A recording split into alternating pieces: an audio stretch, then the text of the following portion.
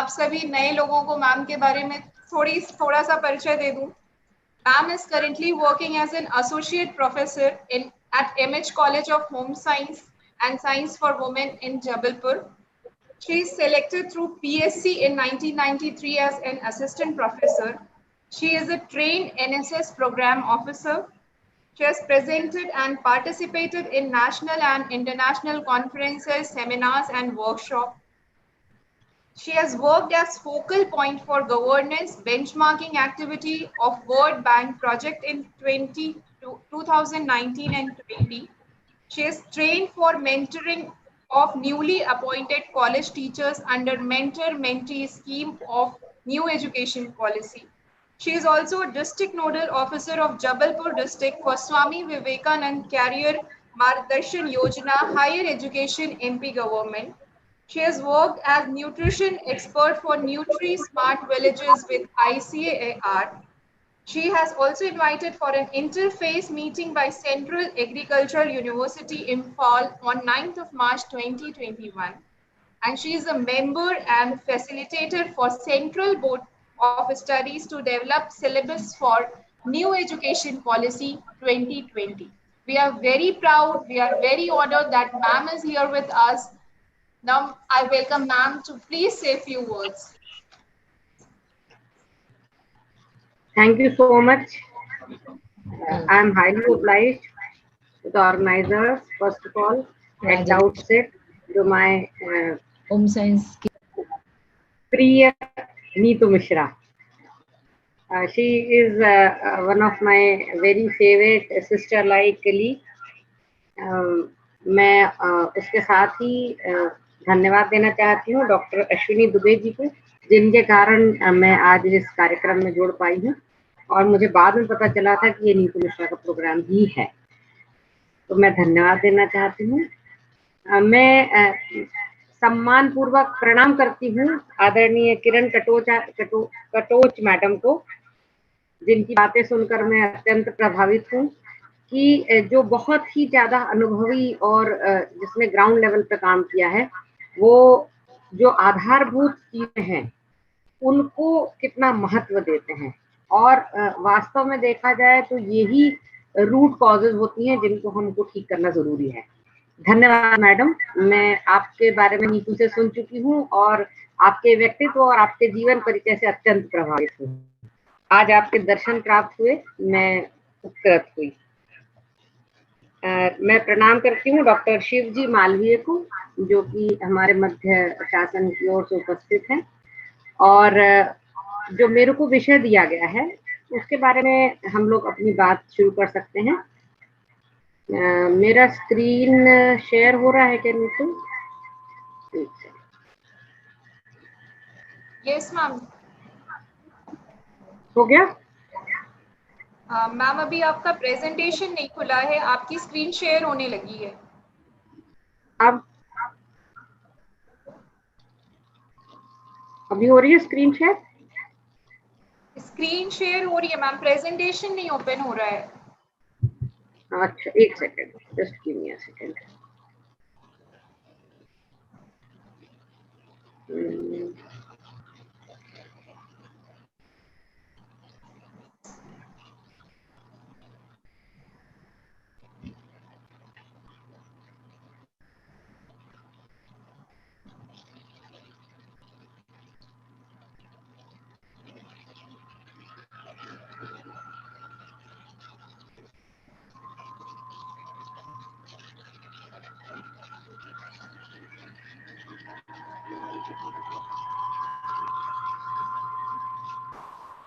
Yes ma'am, now it's visible.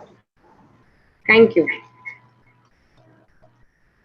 तो जितनी बातें हमने अभी सुनी अपने विशेषज्ञों की, निश्चित रूप से वो एक स्टिमुलस का काम करती हैं और उन्होंने आधार बनाया मेरे इस प्रेजेंटेशन का, क्योंकि जो मुझे बात करनी है कि हम किस प्रकार से महिलाओं के स्वास्थ्य से संबंधित स्टार्टअप्स के लिए इन्वेस्टमेंट और परिस्थितियों की तैयारी कर सकते हैं। Creating opportunities for investment and scaling women's health startups.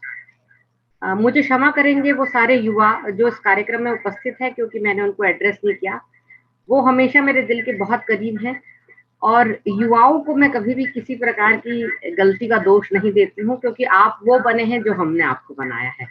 तो इसलिए संपूर्ण जवाबदारी जो होती है, हमेशा मैं कहती हूँ कि बड़े लोगों की है, कि आपको हमने शायद सही बात सही तरीके से सही समय पर नहीं बता पाए हैं, जिसके कारण आपकी जो लाइफस्टाइल है वो वैसी नहीं है जैसी होना चाहिए। परंतु अब आप उस उम्र में आ गए हैं जब स्वयं के निर्णय ले सकते हैं, और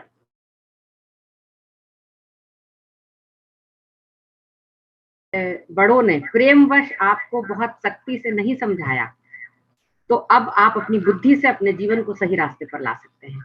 और चूंकि भविष्य आपका है, भविष्य में आपको ही महिलाओं के स्वास्थ्य रक्षा के लिए कार्य करना है। तो क्या इस क्षेत्र में हम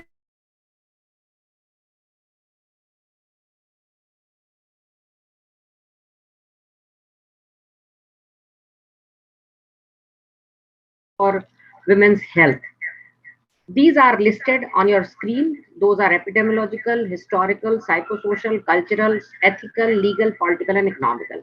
I'm just reading out the titles because my aim is to take you somewhere else.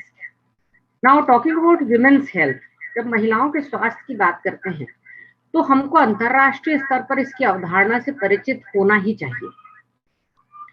संयुक्त राष्ट्र ने 1979 में सीडॉ, जो एक international bill of rights for women है, उसको प्रारंभ किया।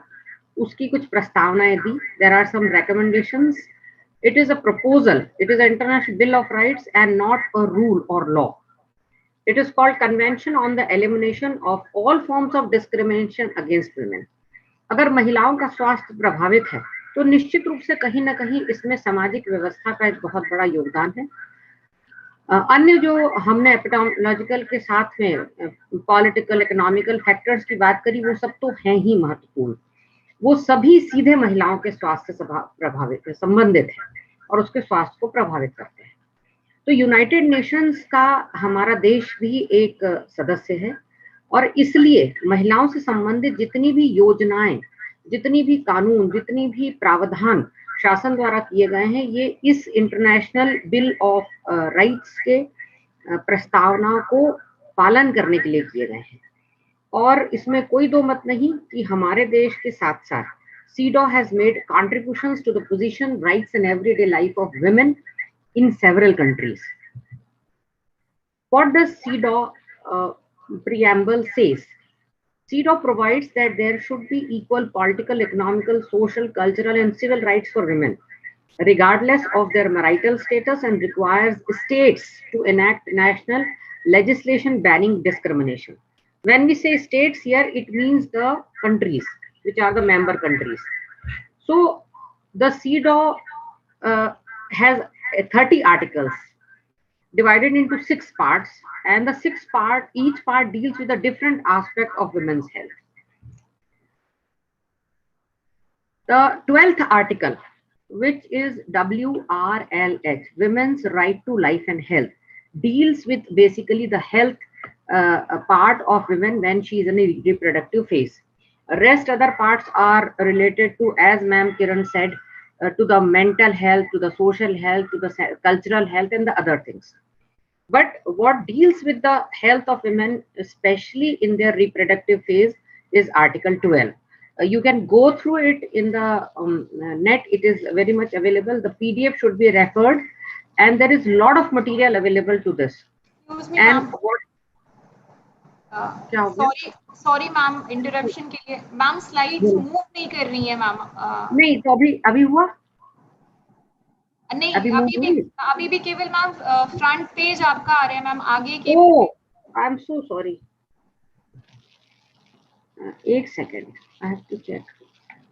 और फुल स्क्रीन करने से अभी देखो मूव हो रही है मैम? अभी इधर तो नहीं हुई है। एक सेकेंड रुक जाओ, नेट में थोड़ा सा टाइम लगता है, 2 सेकेंड 30 सेकेंड। Yes ma'am. कोई move?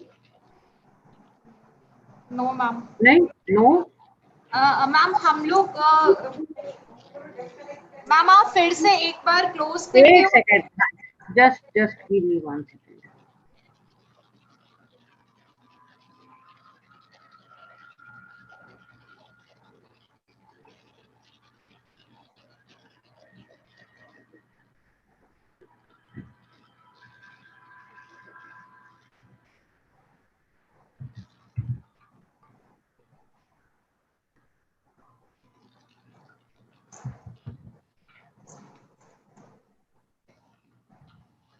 Is it moving now? No, ma'am. It's not No? visible. It's not visible, ma'am. Oh my God, what is happening? Ma'am, the slides are not yet. Not yet visible? No, ma'am. No, ma'am. I'm sharing my screen.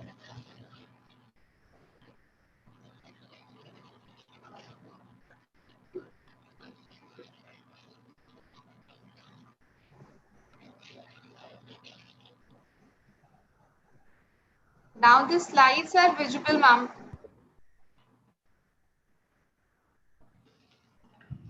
Are they moving? Yes, ma'am. We are able to see your third slide, ma'am. Okay. This is my first slide. This is second one. This is third slide, right?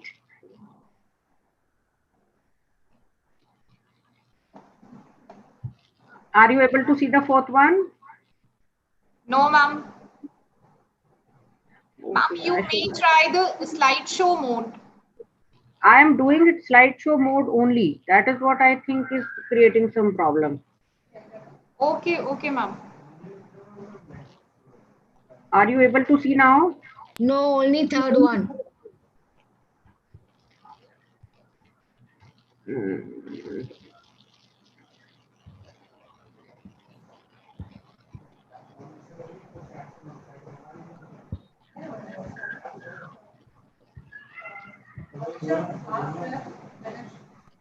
Now?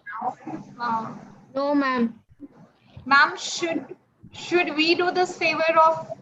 Please do it. Okay, ma'am. Okay, ma'am. You have my PPT in the mail. Yes, ma'am. Yes, ma'am.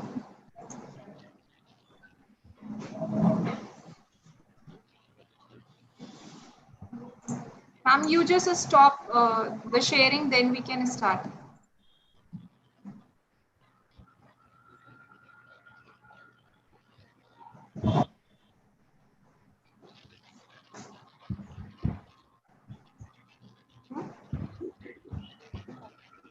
यही है ना?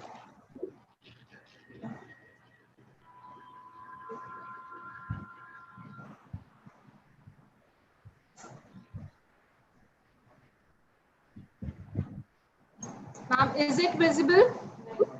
Not yet.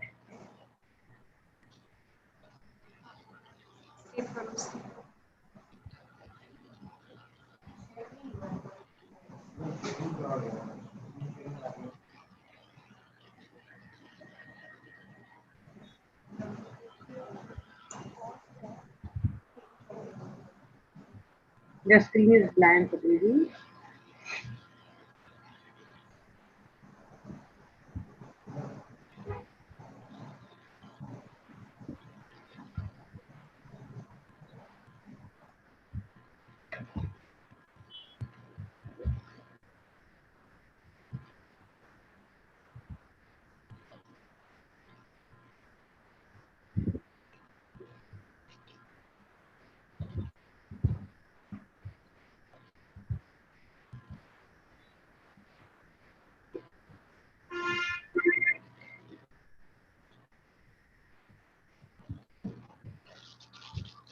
Yes, it has अब आ come. गया, आ गया. आ गया, आ गया.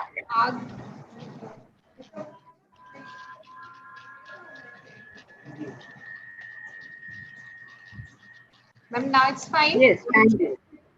Ma'am, आपको जब We can go to the fourth slide. Okay, ma'am. We were talking about CEDAW. CEDAW is the International Bill of Rights for Women, proposed by United Nations, and it is to be adopted by all the member countries. I'll switch off my video so that it does not interfere with the.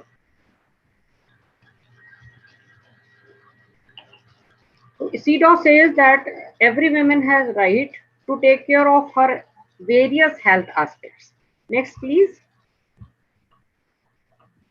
So this is a brief introduction of what we need to understand about women's health.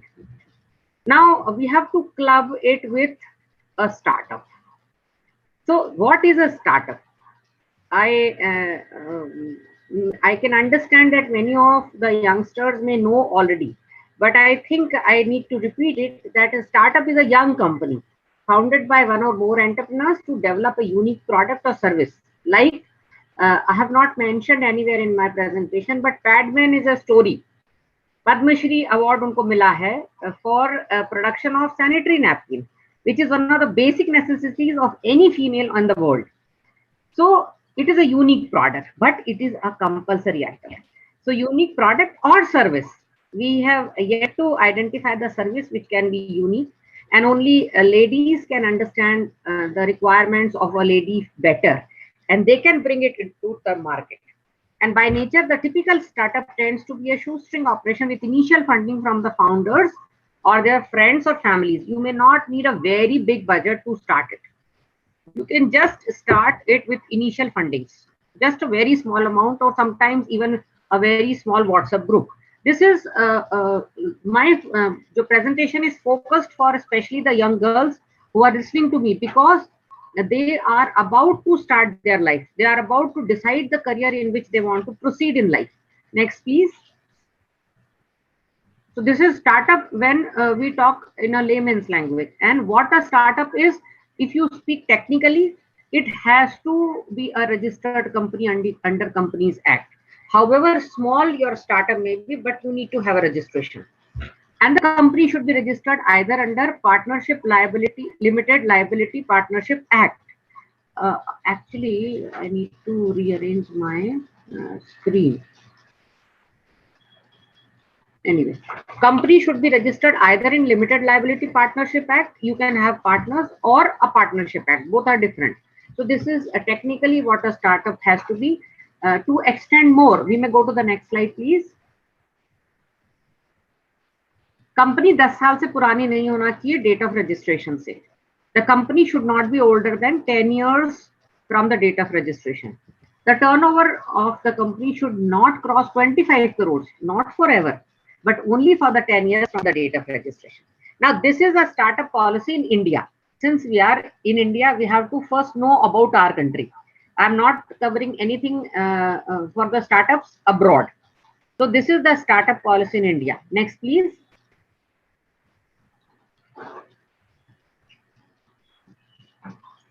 Next slide, please. Now these, I have just put in the titles of what the challenges can be faced by a person who is starting a startup, or going to imagine about startup, or visualizes herself or himself to become a startup person or entrepreneur of a startup. There is a fierce competition because it's an online business basically. Unrealistic expectations, all these things are available on detail on the blog of Brad Haddon, which I have mentioned at the end of the slide. So please go through it. Next slide, please. इन सभी बिंदुओं को आप बहुत विस्तृत तरीके से, जिस reference को मैंने कोट किया है स्लाइड के अंत में, वहां जाके पढ़ सकते हैं, और हर एक बिंदु का एक विस्तृत डिस्क्रिप्शन है. लेकिन मेरा उद्देश्य था आपका परिचय ऐसे लोगों से कराना जो आपके कंटेम्पररी, वर्तमान में आपके साथ इस दुनिया में इस तरह के कार्य को कर रहे हैं. और हमको रोल मॉडल्स की बहुत जरूरत होती है, क्योंकि इमिटेशन एक बहुत इजी काम है. किसी भी पहले से कर रहे कार्य को अपने रूप में, अपने स्थान पर करना एक तुलनात्मक रूप से आसान काम होता है. जब हम इनोवेशन की बात करें तो उसके लिए हमको बहुत सारी अतिरिक्त ऊर्जा और अतिरिक्त रिसर्च की आवश्यकता हो सकती है. तो ये स्टार्टअप है ईवीएन मैनुअल का, जो कि बेंगलोर में है. और इनके ये देखिए, इसमें भी मैंने सारे रेफरेंसेस नीचे दिए हैं कि किसने इसको फेसबुक में रिपोर्ट किया. ये विशाल कृष्णा की दिसंबर 4, 2020 की रिपोर्ट है. तो I have tried to cover all the latest startup, specially female entrepreneurs, और वो भी जो महिलाओं के क्षेत्र में ही कार्य कर रही हैं. कुछ ऐसे स्टार्टअप्स लिए हैं जिसमें कि हमने ऐसे क्षेत्र लिए हैं जो परिवार के अन्य सदस्यों के लिए भी काम आते हैं, लेकिन अंतिम लक्ष्य तो परिवार की देखभाल का महिला के पास है, और कभी भी उसको हम कम नहीं समझ सकते. और महिला की जिम्मेदारी को हम किस प्रकार बांट सकते हैं, और उस बांटने को हम अपने प्रोफेशन को, अपने करियर बना के स्वयं एक आर्थिक लाभ भी ले सकते हैं और अपने जिसको हमको कहना चाहिए मन की संतुष्टि समाज की सेवा करके प्राप्त कर सकते हैं। तो इवन इमैनुअल का जो स्टार्टअप है वो मुख्यतः महिलाओं के विभिन्न स्क्रीनिंग टेस्ट जो उनकी बीमारियों के होते हैं उससे संबंधित है। और right from getting the mammography done, cancer screening जो मैमोग्राफी होती है ब्रेस्ट कैंसर के लिए होती है, पेप्समियर सर्वाइकल कैंसर के लिए है, और अन्य सभी प्रकार के जितने टेस्ट हैं वो पूरे इनका जो स्टार्टअप है वो करता है। और जरूरी नहीं है कि ये स्वयं डॉक्टर हो या डॉक्टर आप स्वयं हो, आपके मन में केवल कार्य करने की इच्छा होना चाहिए और एक सामाजिक उद्देश्य होना चाहिए। Next slide please. एक और महिला का परिचय जो यंग लेडी है उसका मैं यहाँ पर आपको देना चाहूंगी, महक मलिक। इन्होंने अपना स्टार्टअप महिलाओं के स्वास्थ्य के लिए कोविड-19 की जो आपदा आई है उसके मध्य प्रारंभ किया है। और इनका जो स्टार्टअप का उद्देश्य है वो महिलाओं को मूलभूत जो चिकित्सा सुविधाएं हैं वो उपलब्ध कराने का है।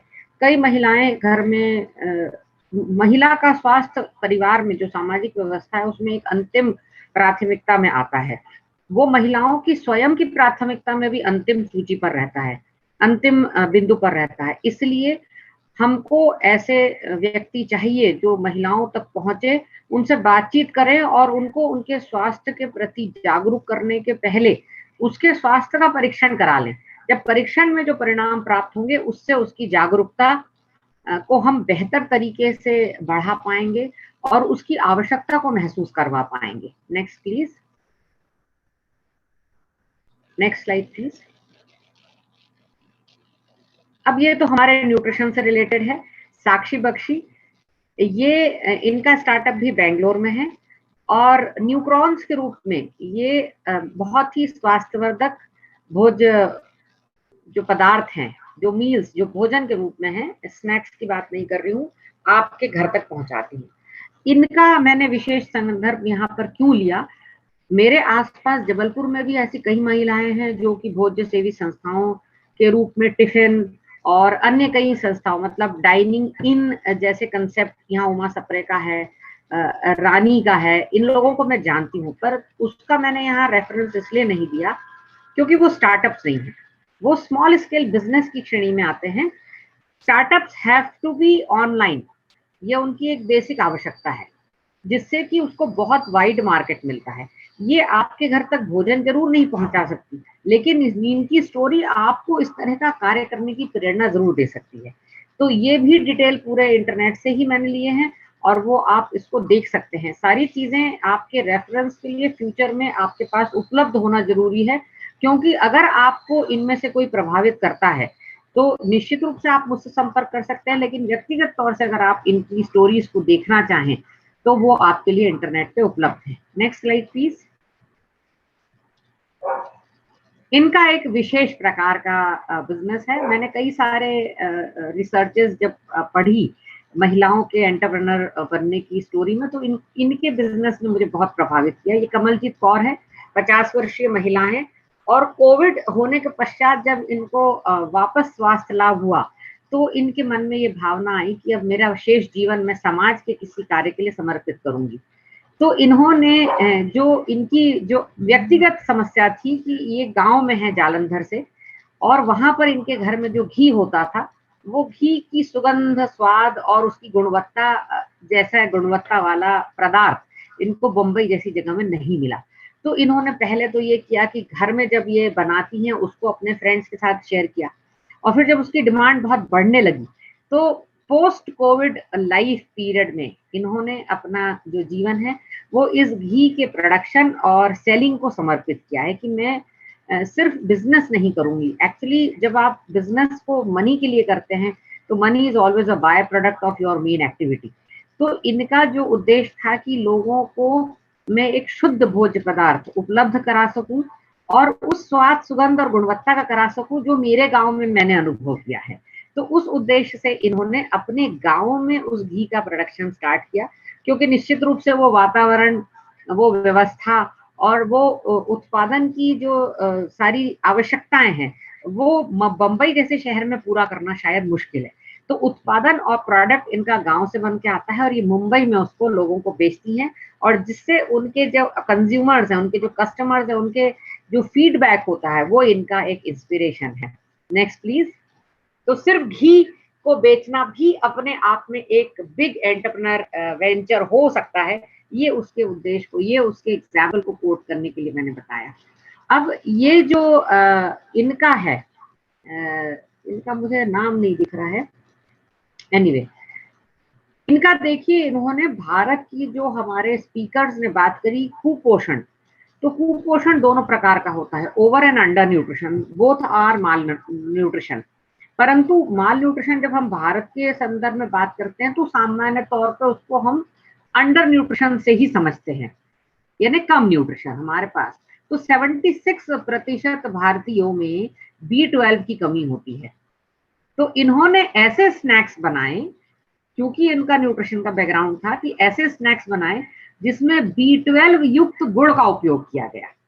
तो भारत की एक कुपोषण की समस्या को इन्होंने अपने इस छोटे स्टार्टअप से किस प्रकार से एक सामाजिक, आर्थिक और अपनी संवेदनशीलता का प्रदर्शन करते हुए एक अपना करियर प्रारंभ किया, अपना कार्य प्रारंभ किया। तो बिल्कुल जरूरी नहीं है कि हम किसी जॉब में जाएं तभी हम बहुत उपयोगी बनेंगे। आप अपने कार्य को करते हुए, आर्थिक लाभ लेते हुए भी समाज की सेवा और समाज के प्रति अपने दायित्व का निर्वहन बहुत खूबसूरती से कर सकते हैं। ये यंग लेडीज उसका एक उदाहरण है। तो ये सारे जो स्टार्टअप्स हैं, ये तो मैंने अर्बन एरिया के आपको बताएं, शहरी क्षेत्रों पे। आइए हम कुछ गाँव में जो महिलाएं जो पढ़ी लिखी नहीं, हाँ मैं एक चीज और बताना भूल गई, जो 50 इयर्स कमलजीत कौर हैं वो बहुत अधिक हाईली एजुकेटेड नहीं है, उन्होंने स्कूल शिक्षा भी पूरी नहीं करी, परंतु जज्बा था तो उन्होंने उस कार्य को प्रारंभ किया। Next slide please. ये देखिए नवलबेन चौधरी 62 इयर्स की महिला हैं, गुजरात में दूध बेचने का कार्य करती हैं। और बहुत महत्वपूर्ण जो बात है, मैं आपका ध्यान जहां ले जाना चाहती हूँ कि इन्होंने 2020 में 1,10,00,000 रुपए का दूध बेचा, और सिर्फ दूध बेचकर ही उन्होंने अपना इतना बड़ा बिजनेस खड़ा किया। और ये अकेली नहीं है, इतना बड़ा टर्नओवर भले ही ना हो, लेकिन नेक्स्ट स्लाइड में हम लोग देखेंगे कि कितनी महिलाएं, और आप देखिए इनका पहनावा, सर से पल्ला नहीं हटा है। बिल्कुल जरूरी नहीं है कि आप अपने पहनावे को बदले, अपने हाव भाव बदले, अपने बहुत ज्यादा अपनी चीजों को ग्लैमराइज करें। जो बहुत महत्वपूर्ण है वो आपका ह्यूमन एलिमेंट, जो आप खुद है, और आपका डिटर्मिनेशन, आपकी दृढ़ इच्छा शक्ति कि मुझे कुछ करना है, और उस उद्देश्य की पवित्रता आपको सफलता की ओर ले जाएगी। Next slide please. ये पूरी महिलाएं, मुझे बहुत ज्यादा इस चित्र ने प्रभावित किया था। सबके सर पे पल्लू है और सब लोग केवल दूध बेचने का ही कार्य करती हैं। Next slide please. ये गुणवती चंद्रशेखरन है। मुझे लगा कि मैं भारत के दूसरे हिस्सों को भी टच करूं, तो ये तमिलनाडु से है। 2 साल की उम्र में इनको पोलियो हो गया था और 16 वर्ष की अल्पायु में इनका विवाह कर दिया गया।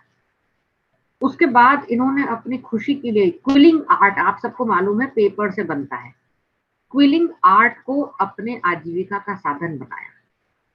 जब वो आजीविका का साधन बना तो सृजनात्मकता महिला में ईश्वर की दी हुई एक अभूतपूर्व शक्ति है। वो सृजन जब करती है तो उसको अत्यंत प्रसन्नता का अनुभव होता है। और जो हम हॉर्मोन्स ऑफ हैप्पीनेस पढ़ते हैं, 4 हार्मोन्स हैं, सेरोटोनिन, डोपामिन, ऑक्सीटोसिन और एंडोर्फिन। तो जब आप कुछ चीज क्रिएट करते हैं, एंडोर्फिन सिक्रीट होते हैं, सेरोटोनिन आपको संतुष्टि देता है, सेंस ऑफ अचीवमेंट देता है। तो जब इन्होंने ये आर्ट को बनाया तो निश्चित रूप से इनको प्रसन्नता का अनुभव हुआ, आर्थिक लाभ हुआ, एंडोर्फिन सिक्रीट हुए। जिस महिला को इन्होंने बेचा, भाई घर की सजावट सामान्य तौर पर महिलाओं का दायित्व होता है, तो जब महिला अपने पसंद का कुछ शो पीस या कोई भी वस्तु खरीद कर ले जाती है, तो शॉपिंग आपको एक आत्मसंतुष्टि का अनुभव कराता है। जब आप कोई चीज नहीं खरीदते हैं आपको प्रसन्नता होती है। आपने कभी उसके साइंस को समझने के लिए ध्यान नहीं दे पाए क्योंकि किसी ने आपका ध्यान उस तरफ ले नहीं गए, लेकिन जब आप शॉपिंग करते हैं तो खुशी होती है। या कोई आपको इस तरह की चीज गिफ्ट कर दे तो भी प्रसन्नता होती है। तो क्विलिंग आर्ट का जब वो किसी को गिफ्ट देती है या कोई उनसे खरीद के ले जाता है, तो न केवल उनको आर्थिक लाभ होता है, प्रसन्नता होती है, वरन वह महिला जो उसको अपने पसंद की चीज प्राप्त करने पर अपने घर में डिस्प्ले करती है, वो उस महिला को भी एक संतुष्टि और एक सेल्फ कॉन्फिडेंस कि ये मैंने लिया है। छोटी छोटी बातों से महिलाओं का आत्मविश्वास बढ़ता है, क्योंकि वो बहुत ज्यादा इमोशनल होती है। तो बड़े पैशनेटली ये महिलाएं अपने इस प्रोफेशन को करती हैं। आइए अगली स्लाइड में हम दूसरी महिला से परिचय करते हैं। ये है Anita Devi. She is better known now as mushroom lady of Bihar. निश्चित रूप से परिवार की आर्थिक समस्याओं को सॉल्व करने के लिए, जूझने के लिए उन्होंने मशरूम को उगाना और उसको बेचने का कार्य प्रारंभ किया, मगर वो धीरे धीरे अपनी मेहनत से इस तरह से बढ़ता चला गया कि बिहार में आज वो मशरूम लेडी के नाम से जानी जाती है। तो मशरूम जब अगर घर में बनता है तो निश्चित रूप से वो स्वयं भी उसका उपयोग कर लेते होंगे। It is a good source of protein. तो देखिए, बिना जानकारी हुए उन्होंने अपने घर के अंडर न्यूट्रिशन को तो एड्रेस कर ही लिया, साथ ही जो व्यक्ति महिला होने के नाते इससे अपने प्रोडक्ट को खरीदते हैं, उनके घर में पोषण जा रहा है, इनको आर्थिक लाभ हो रहा है। तो महिलाओं के जब समाज में आके इस प्रकार की गतिविधियां संपन्न की जाती हैं, तो समाज का जो उनके प्रति रवैया है, रुख है, वो एक तो सम्मानात्मक होता है, दूसरे आर्थिक लाभ उसको मिलता है, सुरक्षित व्यवसाय है, और साथ में जो व्यक्ति उस प्रोडक्ट का, उस उत्पाद का उपभोग करता है, उसको जो लाभ होता है उसकी वो गणना करता नहीं है कभी, लेकिन उसको लाभ निश्चित रूप से होता है। तो ये सब गांव, ग्रामीण क्षेत्रों की महिलाएं हैं जो कि उच्च शिक्षित तो नहीं है। निश्चित रूप से आपकी तुलना में, जो मेरी युवा बहनें इस कार्यक्रम में उपस्थित हैं, आपकी तुलना में शिक्षा जरूर कम है, लेकिन जो आपके पास है हौसला, जो आपके पास है डिटर्मिनेशन, उसमें वो आपसे कम नहीं है। तो आप भी अपने जीवन में किसी भी जो स्टेज होगी आपकी लाइफ की, जीवन के किसी भी स्टेज में, इन महिलाओं से कम शिक्षित जो आपसे हैं, उनकी तुलना में कभी कम डिटर्मिनेशन डिस्प्ले मत करिएगा, ऐसा मेरा आपसे निवेदन है। नहीं तो आप इन महिलाओं के समक्ष अपने आप को कहीं ना कहीं फिर कम कर पा सकती हैं। जॉब की तलाश मत करिए। मैंने एशिया पैसिफिक क्वालिटी नेटवर्क, सारी एशियन कंट्रीज की गुणवत्ता से संबंधित एक कॉन्फ्रेंस 17 मार्च 2017 को अटेंड की थी, और उसमें जो हमारा कीनोट एड्रेस था वो सिड नाम के एक केमिकल इंजीनियर दिया था, जिसकी 4 जनरेशन मॉरिशस से हैं। 7 एलिमेंट्स जो वर्तमान में हमारी शिक्षा प्रणाली में शामिल है, उनकी चर्चा की गई थी। और उस अंतरराष्ट्रीय प्लेटफॉर्म पे जिसमें 80 कंट्रीज ने भाग लिया था, उसमें ये कहा गया था कि entrepreneurship should be the 8th element और component of our education now, not only in India but internationally. दूसरे को नौकरी देने की क्षमता आप में है, उसको पहचानिए, उसको विकसित करिए। बिल्कुल किसी नौकरी की तलाश में ना जाएं, आपके पास ढेरों आइडियाज है। Next slide please. देखिए, कुछ आइडियाज हम आपसे डिस्कस करते हैं। स्टार्टअप्स जो फ्यूचर में हो सकते हैं, इसके पहले एक स्लाइड मैंने ऐड की थी, उसमें ये डाला था कि जो फ्यूचर में स्टार्टअप्स हैं उसके लिए क्या करना पड़ेगा। आपके मन में ये प्रश्न आ सकता है, जब हम इतनी बात कर रहे हैं तो हर बच्ची जो अपनी जगह पर बैठ के इसको सुन रही है, उसके मन में ये आएगा तो मैं स्टार्ट कहाँ से करूं। तो आपको स्टार्ट करने के लिए मैंने एक स्लाइड इसमें ऐड करी थी, उसमें 3 बहुत ही साधारण बिंदु हैं। पहला, डेवलप स्किल, अपने आप में उस कार्य को करने की हुनर विकसित करिए। अगर आता है तो उसको और बढ़ाइए, नहीं आता है उसको सीखिए। अगर आपको जानकारी नहीं है तो पहले जानकारी प्राप्त करिए, वो स्किल को ढूंढिए, अपने पैशन को पहचानिए कि आपको किस चीज से खुशी मिलती है, और उसी को अपना कार्य बनाइए, उसी को अपना करियर बनाइए, ताकि जीवन में कार्य करने का भान कभी ना हो और हमेशा आप प्रसन्न रहें, क्योंकि जो कार्य आपको पसंद होगा वो आप करेंगी तो प्रसन्नता होगी। दूसरा महत्वपूर्ण बिंदु था रिसर्च। आप जिस कार्य को करना चाह रही हैं उससे संबंधित, उसके जैसे और कौन से प्रकल्प चल रहे हैं एंटरप्रेन्योर्स और कौन सी, कुछ एग्जाम्पल मैंने आपके साथ शेयर किए। आप अपने आसपास के उदाहरण को भी ले सकती हैं, आपकी जानकारी में निश्चित रूप से होंगे, लेकिन उसको हम स्टार्टअप्स इसलिए नहीं कहते हैं क्योंकि वो स्मॉल बिजनेस की कैटेगरी में आते हैं। स्मॉल बिजनेस को केवल एक मार्केट चाहिए होता है, स्टार्टअप को ऑनलाइन पूरा प्रोपगेशन और पॉपुलराइजेशन चाहिए होता है, एक नेटवर्क चाहिए होता है। अगर हम उनको सर्विसेज नहीं भी दे पाते हैं तो हमारे होने का एहसास होना स्टार्टअप के लिए बहुत जरूरी है, क्योंकि you can always be a source of inspiration for anybody else. जैसा कि हमारी किरण मैडम ने कहा था, फिजिकल हेल्थ बहुत महत्वपूर्ण है। इससे संबंधित आप कई प्रकार के स्टार्टअप्स चालू कर सकते हैं। पहला जो स्टार्टअप था वो उससे संबंधित था सिंपल फिजिकल हेल्थ में। आप हाइट वेट लेने से लेकर महिला को ये बताने के लिए कि आप ओवरवेट हैं, हाइट आपकी अंडरवेट हैं और आप क्या करें, सिर्फ 10 मिनट के जानकारी देने की व्यवस्था, मैं काउंसलिंग भी नहीं कहूंगी उसको, यहां से भी आप अपना स्टार्टअप शुरू कर सकते हैं कि आप डोर टू डोर जाके इस काम को करें।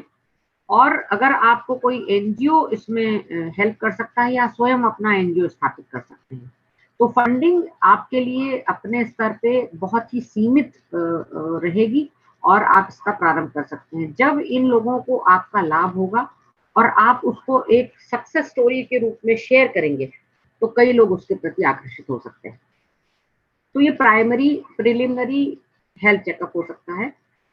हेल्थ चेकअप कैंप्स इसका एक बड़ा एग्जाम्पल है, एक ऐसा एग्जाम्पल है जो लगातार हमारे आसपास समाज में चल रहे हैं और वो निःशुल्क होते हैं। कई लोग इसमें कार्य करते हैं, सक्रिय योगदान देते हैं और आप प्रारंभ करने के लिए इन हेल्थ कैंप्स में जाकर अपनी निःशुल्क सेवाएं वहां पर ऑफर कर सकते हैं। और जब आप उस प्लेटफॉर्म पे काम करेंगे, उस समूह के साथ काम करेंगे, तो आपको ये समझ में आएगा कि अगर मैं इस कार्य को करना चाहती हूँ तो मुझे क्या क्या चीजों की आवश्यकता पड़ेगी, मुझे किस तरह से डॉक्यूमेंटेशन करना है, मेरे पास टीम में कौन कौन लोग चाहिए, कम से कम 3 लोग चाहिए या कम से कम 4 लोग चाहिए, ये आप समझ पाएंगी।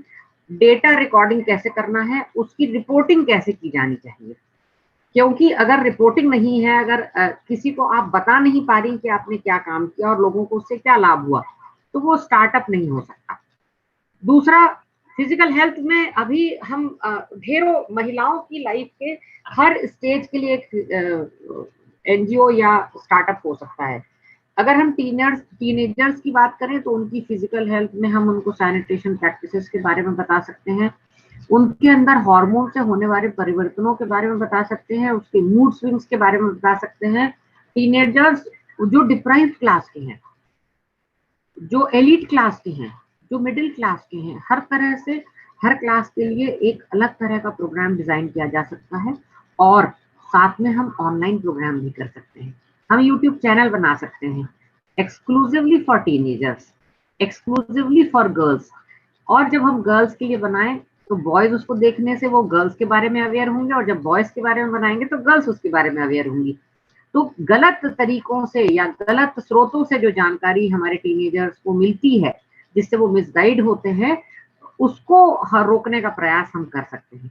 दूसरा स्टार्टअप हो सकता है जो मिडिल एज्ड महिलाएं हैं, 25 से 35 या 45 वर्ष की हैं। कल मैं एक रिसर्च पढ़ रही थी, हालांकि उसका डायरेक्ट इससे संबंध हो भी सकता है, वो मानसिक स्वास्थ्य से ज्यादा होगा। उसमें एक लेटेस्ट स्टैटिस्टिक्स मैंने देखा कि पहले जितनी महिलाएं आज से 10 वर्ष पहले अपने घरों से निकलकर काम कर रही थी, वो संख्या में लगातार गिरावट आ रही है।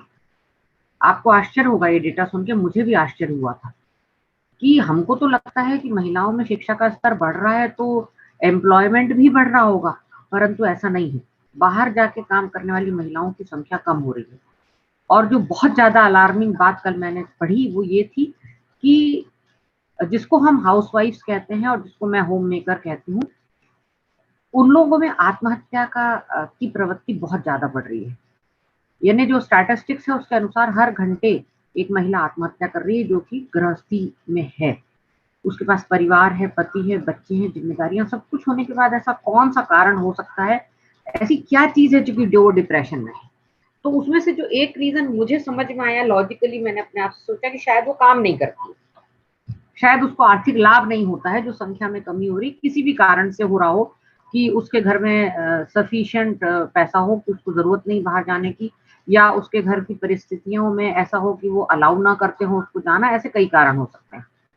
लेकिन जो कारण मुझे समझ में आया, स्ट्रेस एक बहुत बड़ा कारण है, और पहले हम सारा कार्य अपने हाथों से करते थे। आज छोटे से छोटे परिवार में हेल्पर, या जिसको हम मेड कहते हैं, उसकी व्यवस्था है। तो हम सारा कार्य सहायता से करते हैं। तो जब हम पोछा लगाते हैं, जब हम सफाई करते हैं, तो हमारी बॉडी का स्ट्रेस कम होता है। ये साइंटिफिकली प्रूवन है कि all household work reduces our stress. तो हम ऐसी महिलाओं के पास जो डिप्रेस्ड हैं, उनसे ये कहें कि आपका 4 कमरे का घर है, 4 कमरे की आप मत सफाई करिए, आप अपने कमरे की सफाई करिए, अपने कमरे का पोछा करिए, अपने कमरे की झाड़ू करिए, उसको सजाइए और उसको बेस्ट रूम बनाइए। ये हमारा सबसे आसान और सस्ता ट्रीटमेंट हो सकता है बिना किसी साइकियाट्रिस्ट के पास जाए। अगर उनसे हम ये कहें कि बर्तन धोने से स्ट्रेस कम होता है, तो लोगों को आश्चर्य होगा, पर ये सत्य है। आपने किसी ऐसी जो महिला जो ये वाला कार्य करती है, वो दूसरे कारणों से जरूर उसको कष्ट होता होगा, लेकिन दे फील रिलैक्स्ड। कपड़ा धोना ऐसी एक्टिविटी है जिससे स्ट्रेस कम होता है। तो I have worked on this for very long time of my life and I have experimented it, कि जब मुझे बहुत तनाव हो रहा है, अगर मैं इनमें से कोई कार्य कर लूं, तो सच मानिए मेरा तनाव कम हो जाता है। और इसके साइंटिफिक पेपर्स आपको मिल जाएंगे। तो घर का जो काम हम खुद कुकिंग करते हैं, ब्रह्म कुमारी इसकी टीचिंग है, जब आप अपसेट है कुकिंग मत करिए, जब आप अपसेट है खाना मत खाइए, जब आप प्रसन्न है तो खाना बनाइए। जो प्रेम आप उस खाने में डालती हैं, क्योंकि भोजन हमारे जीवन का अभिन्न अंग है। जन्म से लेकर मृत्यु तक प्रत्येक ओकेजन पे भोजन शामिल होता है, चाहे वो बच्चे के चौक के रूप में हो, चाहे हमारे अंतिम कार्य तिरही के रूप में। तो भोजन बनाना हमारे सीधे सीधे मानसिक स्वास्थ्य से संबंधित है, हमारी सामाजिक पहचान से संबंधित है। तो फिजिकल हेल्थ में हम महिलाओं को ये बता सकते हैं कि जो आपकी लाइफस्टाइल है, अगर उसमें आप थोड़ा सा परिवर्तन कर दें, तो बिना किसी दवा के, बिना किसी डॉक्टर के और बहुत अधिक मात्रा में धनराशि खर्च किए बगैर आप अपने स्वास्थ्य को पुनः प्राप्त कर सकती हैं। हमको केवल समझाने की ही तो जरूरत है। तो हमको काउंसलर बहुत बड़ा बनने की जरूरत नहीं, केवल इसके बारे में कुछ आधारभूत जानकारियां ले लें। लाइफस्टाइल तो हम स्टडी कर ही लेंगे अपने आसपास से, और हमारा योगदान क्या हो सकता है 10 या 15 मिनट में उनको समझाएं। और जब धीरे धीरे वो परिवर्तन अपने जीवन में कर पाती हैं, तो वो उसको बहुत अच्छी तरह से समझ पाएंगी। पीछे स्लाइड वापस जाना पड़ेगी, the previous, thank you. Mental health में डिप्रेशन बहुत ज्यादा है लोगों में। स्पिरिचुअल हेल्थ को भी हमको देखने की जरूरत है। कई बार मेंटल और फिजिकल हेल्थ तो ठीक रहती है, लेकिन स्पिरिचुअल हेल्थ गड़बड़ होती है। अब इसको इलैबोरेट करने के लिए मैं अपनी लड़कियों को ऐसे ही समझाना चाहूंगी कि मैं बहुत मेहनत करती हूँ, मैं टॉपर हूँ, मैं मेंटली तो और फिजिकली तो फिट हूँ, क्योंकि मैं टॉपर हूँ क्लास की, परंतु मैं खुश नहीं रह पाती। ऐसा क्या कारण है कि मैं खुश नहीं रहती? बहुत पैसा है, माता पिता सबसे महंगे आइटम्स, महंगे ड्रेसेस मुझे लेके देते हैं, लेकिन मैं खुश नहीं हूँ। तो कहीं ना कहीं हमारी स्पिरिचुअल हेल्थ को हम ध्यान नहीं दे रहे हैं। हमारे घरों में जो माता पिता शुरू से, जैसा किरण मैडम ने बताया, मैं फिर से उनके स्पीच की तरफ आपका ध्यान आकर्षित कर रही हूँ। उन्होंने कहा माता पिता को सुबह उठ के प्रणाम करिए, वही हमारे जागृत देवता है। ईश्वर की आराधना करिए, जो भी बिलीव आपका है, जो भी धर्म की स्टाइल को आप मानना चाहते हैं, उसको 10 मिनट दीजिए, उससे आपकी आत्मा को बल मिलता है। हमारी आत्मा उस ब्रह्म का अंश है, और अगर हमारा कनेक्शन उससे कट जाएगा तो हमारी बैटरी चार्ज कैसे होगी? तो यू हैव टू रियलाइज। और जो लोग कहते हैं मैं नास्तिक हूँ, उनको तो मैं प्रणाम करती हूँ, क्योंकि नास्तिक होने का मतलब ही है कि आपने उस सत्ता के होने को स्वीकार करा है, लेकिन आप जानते हैं और आप उसको अपने जीवन में शामिल नहीं कर रहे हैं। ये इतनी छोटी सी बात है। तो स्पिरिचुअल हेल्थ से मेरा ये मतलब था, किसी को सहायता देके आपकी हेल्प, आपकी आत्मा को खुशी मिलती है, किसी को गिफ्ट देके मिलती है, किसी को लेके मिलती है, किसी को खाना खिला के मिलती है। तो there are an number of actions which actually make you happy. तो स्वामी विवेकानंद को मैडम ने कोट किया था, मैं भी कोट करना चाहूंगी। उनका एक बहुत मेरे रोल मॉडल है और मेरा फेवरेट कोट है they only live who live for others, rest are more dead than alive. तो संदर्भ नहीं है, मगर मैडम मैं उसमें ऐड करना चाहूंगी कि आपने बताया कि उनको डायबिटीज था। हाँ, उनको डायबिटीज था, लेकिन उनकी डायबिटीज की जो टाइप थी वो इंसुलिन डिपेंडेंट थी। और उस समय 1936 में जब उनकी डेथ हुई तो इंसुलिन का 1836 में जब उनकी डेथ हुई तो इंसुलिन का आविष्कार नहीं हुआ था। और उसी वर्ष मार्जरी नाम की एक बिल्ली थी जिसके पैनक्रियाज निकाले गए, उसको क्रश करके और फिर उसको इंजेक्ट किया गया, तब इंसुलिन का आविष्कार हुआ। अगर उस समय इंसुलिन होती तो शायद हमारे स्वामी विवेकानंद के जीवन के जो वर्ष थे वो कुछ बढ़ जाते, परंतु तनाव का कारण स्ट्रेस ही था उनके जीवन में भी। ये आपने बताया, मुझे बहुत प्रसन्नता हुई क्योंकि आपने मेरे हीरो का नाम लिया। बहुत धन्यवाद। इमोशनल हेल्थ बहुत महत्वपूर्ण है। आपको जब हर्ट होता है, उस हर्ट को आप कैसे हैंडल करती हैं वो आपको सीखना जरूरी है। फिजिकल फिटनेस, यानी फिटनेस मैंने सिर्फ शब्द देखा है, इसमें सारी फिटनेस शामिल है, सब प्रकार की। यानी किसी प्रकार की आपदा आ जाए, आपके घर में कोई डेथ हो जाए, आपने कभी कल्पना नहीं की होगी कि अगर मेरा हाथ फ्रैक्चर हो जाए तो मैं क्या करूंगी। तो जब ऐसी आपदा आती है तो हमको लगता है अब मैं क्या करूं, मेरे को बहुत डिप्रेशन भी हो जाता है, फिजिकल स्ट्रेस तो होता ही है। तो एक बार जीवन में अगर हमने किसी और पे वो मुसीबत देखी तो कल्पना करके देखिए कि अगर मेरे पे ये मुसीबत आ जाती तो मैं उसको कैसे हैंडल करूंगी। तो डेफिनेटली आपका दिमाग ऐसे विचार आपको देगा कि आप उस सिचुएशन में कभी पड़ जाएं तो आप तैयार रहेंगे। आज जो हम कोरोना से बचाव के लिए वैक्सीन ले रहे हैं उसका उद्देश्य यही तो है कि हम अपनी बॉडी को बता रहे हैं, देख रहे ऐसा वायरस अगर आ जाए ना तो ऐसी एंटीबॉडी बनाना, यही तो कर रहे हैं। इसलिए वैक्सीनेशन बहुत इंपॉर्टेंट है। We are preparing our body for the immunity, for the soldiers which the body is going to create to handle that particular virus। तो फिटनेस बहुत बड़ा टर्म है। ये सारे स्टार्टअप्स के एग्जाम्पल थे। कंज्यूमेबल आइटम्स में असेंशियल और ऑप्शनल। असेंशियल में जैसे मैंने आपको बताया कि सैनिटरी नैपकिन हो सकता है, ऑप्शनल में हो सकता है कि आप लोगों के लिए ब्यूटी प्रोडक्ट्स बेचें, ब्यूटी प्रोडक्ट्स बनाएं, नेचुरल फेस पैक्स घर में बनाएं कि आप लोगों को दें। स्किल डेवलपमेंट का कार्य कर सकते हैं। जो ट्राइब्स की बात करी थी मैडम ने हमारे कार्यक्रम की, जो हमारी सूत्रधार नीतू मिश्रा मैडम ने, उन्होंने कहा था ट्राइब्स में हमको कुछ स्टार्टअप की बात करना है, तो उनके लिए हमारी बेसिक रिक्वायरमेंट होगी स्किल डेवलपमेंट। और वो लोग खुद रिसर्च नहीं कर सकते, हमको उनके लिए रिसर्च करना पड़ेगा। वो अपने सर्कमस्टेंसेस नहीं कर सकते हैं क्रिएट, तो हमको करना पड़ेगा। और यह काम हम जो सेल्फ हेल्प ग्रुप है उनके माध्यम से हम कर सकते हैं कि समूह बनाएं, और खुद भी हम समूह बना के, आप पढ़ी लिखी पूरे क्लास की लड़कियां आपस में भले एक दूसरे को पसंद करें या ना करें, लेकिन आप सब में एक विशिष्टता है, आप में गुण है। कोई लड़की बहुत अच्छा बोल सकती, कोई लड़की बहुत अच्छा लिख सकती है। Why not become a team? The team becomes a self help group. एक ऐसा समूह जिसको बाहरी आवश्यकता नहीं है सहायता की, वो स्वयं अपनी सहायता करने में सक्षम है। फाइनेंशियल असिस्टेंस देने के लिए भी अगर मेरे पास एक्स्ट्रा मनी है तो मैं किसी को स्पॉन्सर कर सकती हूँ, किसी को हेल्प कर सकती हूँ। मुझे खुद अगर नहीं करना है काम, तो ऐसे लोग जो काम करना चाहते हैं क्यों ना मैं उनकी मदद करूं। Next screen please, next slide please, thank you. This is again startups for future, agency for domestic help. चालू हो गए हैं बड़े शहरों में कि जो महिलाएं अगर आपके ऐसे संपर्क में है जिनको कार्य की आवश्यकता है, उनको अपने पास रजिस्टर करिए, वेरिफिकेशन कराइए, उसका पूरा कंपनी के रूप में एक रजिस्ट्रेशन करिए। और जो डिमांड्स लोगों की आती है, जिनको जरूरत चाहिए है हाउस हेल्प की, उनके लिए आप उपलब्ध करा सकते हैं, कोऑर्डिनेटर की तरह काम कर सकते हैं। Care takers for children and elderly. Pre and post natal जो महिलाओं के जीवन की स्टेज होती है, जिसमें वो प्रेग्नेंट है, अब न्यूक्लियर फैमिलीज है, उसके पास कोई देखभाल करने वाला नहीं है, you can take care of that person till the baby is born, and you can take care of the lady and the baby till say 3 months 4 months, whenever, till they become independent। बुजुर्गों के देखभाल की आवश्यकता है, उनसे संबंधित आप एक संस्था चालू कर सकते हैं जिसमें कि आप जो जिन लोगों को आवश्यकता है रोजगार की, उनको लाइए। बुजुर्गों की देखभाल के लिए उनको 4 5 6 दिन तक ट्रेंड करिए, और फिर वो बुजुर्गों की देखभाल के लिए उनको एम्प्लॉयमेंट दिलवा दी। ऐसा भी किया जा सकता है। काउंसलिंग मैंने कहा टीनेजर्स की पहले हमने बात कर दी थी। और बहुत ज्यादा महत्वपूर्ण बात है जो एनवायरनमेंट से रिलेटेड है, व्यक्तिगत विषय से संबंधित है। जितने भी रिसोर्सेज का उपयोग हम करते हैं, हम प्रत्येक जीवन में, आज सुबह भी मैंने पानी का उपयोग किया है, अन्य बिजली का उपयोग किया है, अन्य कई चीजों का उपयोग करती हूँ।